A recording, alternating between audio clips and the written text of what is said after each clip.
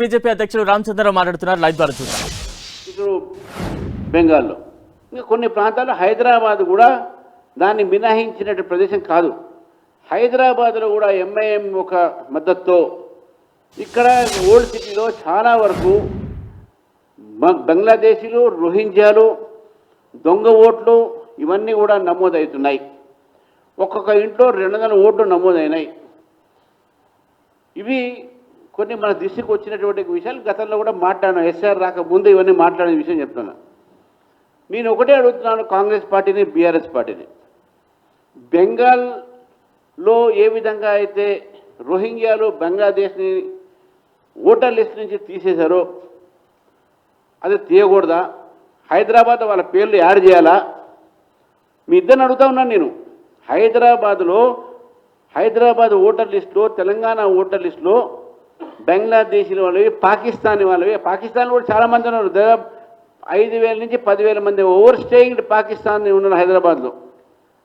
వాళ్ళ పేర్లు, దాని తర్వాత వాళ్ళకి సంబంధించినటువంటి ఒక ఫ్యామిలీ, వాళ్ళందరికీ మీరు ఓటర్ లిస్టు పేర్లు పెట్టమంటారా? భారతదేశంలో కాన్స్టిట్యూషన్ ఒక చట్టం ఉంది. Only an Indian can become voter. Only an Indian can become voter. ఈ సందర్భంగా మీకు మరోసారి 1980లో శ్రీమతి సోనియా గాంధీ గారు ఆ రోజు మీ ఎలక్ట్రల్ ఒక ఇది తీసుకొచ్చాను, దాని ఎక్స్ట్రాక్ట్. ఇందిరాగాంధీ గారి ఇంట్లో సఫ్దర్జంగ్ రోడ్లో 1980లో పోలింగ్ స్టేషన్ నెంబర్ 145 ఇందిరాగాంధీ గారి ఇంటిది. సీరియల్ నెంబర్ 385లో ఇందిరాగాంధీ, 386 రాజీవ్ గాంధీ, 387 సంజయ్ గాంధీ, 380 సోనియా గాంధీ, మేనకా గాంధీ. 388 నెంబర్లో ఉన్నటువంటి ఒక సోనియా గాంధీ గారు 1980లో షీ బికేమ్ ఓటర్. అప్పుడు ఆమె భారతీయ పౌరురాలు కాదు. She became Indian citizen in 1983. అంటే కాంగ్రెస్ ఇంతకన్నా దొంగ పని ఏం చేస్తారండి? ఇది ఓట్ చోరీ కాదా? దొంగ ఓటు నమోదు చేయడంలో మీరు ఎక్స్పర్ట్స్. సోనియా గాంధీ గారి ఓటే దొంగతనంగా మీరు ఓటర్ లిస్టు తీసుకోవడం జరిగింది. నేను స్పీకింగ్ ఫ్రమ్ ది రికార్డ్స్. దాని తర్వాత వీళ్ళు ఓట్ చోరీని మాట్లాడుతాను. ఓట్ చోరీ అనేది ఏది ఉందో వీళ్ళ ఓట్ చోరీ కాదు, ఈయన మెదడు చోరీ అయింది. వీళ్ళ ఫస్ట్ చెప్తా ఉన్నాను, కాంగ్రెస్ పార్టీ అందరి మెదడు చోరీ అయింది. ఓట్ చోరీ చేసిందే కాంగ్రెస్ పార్టీ. ఫస్ట్ 20 ఏదైతే సర్దార్ పటేల్ గారు, నెహ్రూ గారు ఇద్దరి మధ్యన ప్రైమ్ మినిస్టర్ పోస్ట్ కోసం ఎలక్షన్స్ జరిగినప్పుడు సర్దార్ వల్లభాయ్ పటేల్ గారికి 28 ఓట్లు వచ్చినాయి. నెహ్రూ గారికి 2 ఓట్లు వచ్చినాయి. ప్రధానమంత్రి ఎవరైనండి? నెహ్రూ గారు అయ్యారు. ఇది ఓట్ చోరీ కాదా? అసలు ఓట్ చోరీ స్టార్ట్ చేసింది మీరు. ఓట్ చోరీకి అర్థమయ్యేది తెలిసేది మీకు. అందుకే ఈ ఓట్ చోరీ పదాన్ని తీసుకొచ్చారు. మెదడు చోరీ అయినా పర్లేదు కానీ మీకు ఓట్ చోరీ కావద్దు.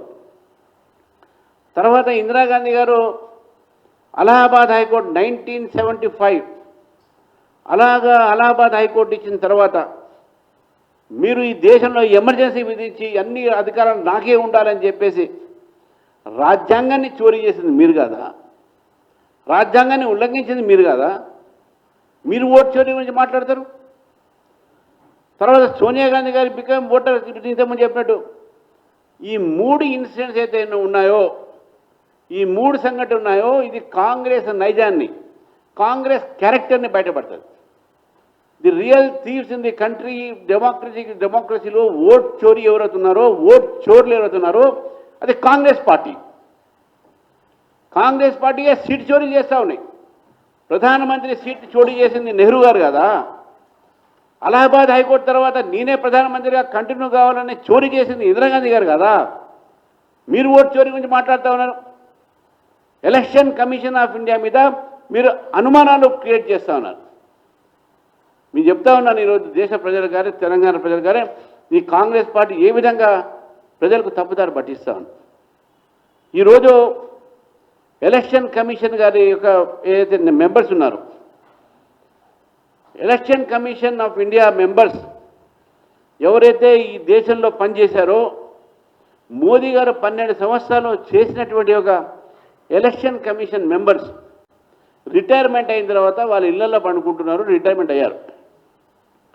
కానీ అదే కాంగ్రెస్ పార్టీ వారి మిత్రులు పరిపాలించిన సమయంలో ఎలక్షన్ కమిషన్ మెంబర్స్ ఎవరుతున్నారో కాంగ్రెస్ పార్టీ ఏ విధంగా వాళ్లకు బహుమతి ఇచ్చింది. ఎలక్షన్ కమిషన్ ఆఫ్ ఇండియా ఒక ఇండిపెండెంట్ క్యారెక్టర్ని, ఎలక్షన్ కమిషన్ ఆఫ్ ఇండియా సంబంధించినటువంటి ఒక ఏదైతే ట్రాన్స్పరెంట్గా ఇండిపెండెంట్ కాన్స్టిట్యూషన్ బాడీగా ఉండాల్సిన కాన్స్టిట్యూషన్ బాడీని, ఆ సభ్యుల్ని మీరు చేసిన పని చెప్తాను. మీరు పిఎం జవహర్లాల్ నెహ్రూ గారు 1950 నుంచి 58 వరకు సుకుమార్ సేన్ అనే ఒక ఎలక్షన్ కమిషన్ ఉండే, అతనికి మీరు పద్మశ్రీ ఇచ్చారు. దాని తర్వాత ఆయనకు వైస్ ఛాన్సలర్ చేశారు బుర్దవాన్ యూనివర్సిటీ సంబంధించిన దాంట్లో. తర్వాత ఈ అశోక్ కుమార్ సేన్ వారి బ్రదర్ ఈయన. దాని తర్వాత లా మినిస్టర్ అశోక్ కుమార్ సేన్ కాంగ్రెస్ పార్టీకి.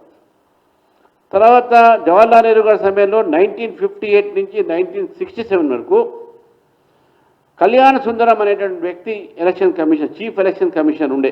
నేను అన్ని చీఫ్ ఎలక్షన్ కమిషన్ గురించి మాట్లాడుతాను. వారికి పద్మవిభూషణ్ ఇచ్చారు మీరు.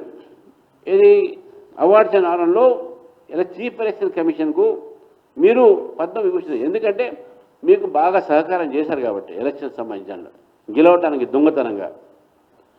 తర్వాత ఎస్పి సేన్ వర్మ ఇందిరాగాంధీ టైంలో 1967 నుంచి 72 వరకు వారు ఉండే. వారి టైంలో కూడా వారికి ఒక అవార్డు ఇచ్చారు. నాగేంద్ర సింగ్ అని ఉన్నారు ఇందిరాగాంధీ టైం 1972 to 73, ఆయనకు పద్మ విభూషణ్ ఇచ్చారు. టి స్వామినాథన్ ఇందిరాగాంధీ గారి టైంలో 1973 నుంచి 77 వరకు ఉండే, వారికి కూడా పద్మ విభూషణ్ ఇచ్చారు. ఆర్కే తివారీ ఉన్నారు ఇందిరాగాంధీ సమయంలో. మళ్ళీ మొరార్జీ దేశాయ్ గారి సమయంలో ఎస్ఎల్ షిక్దర్ ఉండే. ఆ షిక్దర్ ఉన్నప్పుడు వారికి ఏం ఇయలే, ఆయన రిటైర్మెంట్ అయ్యాడు, ఇంట్లో పండుకున్నాడు. ఆర్కే త్రివేది ఈయన ఇందిరాగాంధీ గారి టైంలో ఉండే 1982 to 85, ఇతనికి పద్మభూషణ్ ఇచ్చారు. తర్వాత గుజరాత్ గవర్నర్ అయ్యారు. చీఫ్ ఎలక్షన్ కమిషన్ కాంగ్రెస్ పీరియడ్లో వాళ్ళకి ఇచ్చినటువంటి ఇవన్నీ కూడా post retirement benefits and awards. తర్వాత టిఎన్ శేషన్ వారు అయినప్పుడు 1986 వరకు, 1990 to 96 వరకు ఉన్నారు విపి సింగ్ గారు. తర్వాత మళ్ళీ కాంగ్రెస్ పార్టీ సపోర్ట్తో దేవగౌడ గారు, వారు ప్రెసిడెన్షియల్ క్యాండిడేట్ ఉండే అపోజిషన్ పార్టీకు. దాంతోపాటు ప్రెసిడెన్షియల్ క్యాండిడేట్తో పాటు లోక్సభ కూడా కాంటాక్ట్ చేశారు అహ్మదాబాద్ నుంచి కాంగ్రెస్ టికెట్ మీద టిఎన్ శేషన్ గారు, వారు కూడా చీఫ్ ఎలక్షన్ కమిషన్ ఉండే. తర్వాత ఎంఎస్ జిల్ వారు కూడా పద్మవిభూషణ్, తర్వాత రాజ్యసభ ఎంపీ అయ్యారు. Union minister for sports and youth affairs వారు కాంగ్రెస్కు సంబంధించినటువంటి వారు కూడా చేశారు, మినిస్ట్రీ కూడా చేశారు ఎంఎస్ జిల్. వీరు కూడా చీఫ్ ఎలక్షన్ కమిషన్ ఉండే.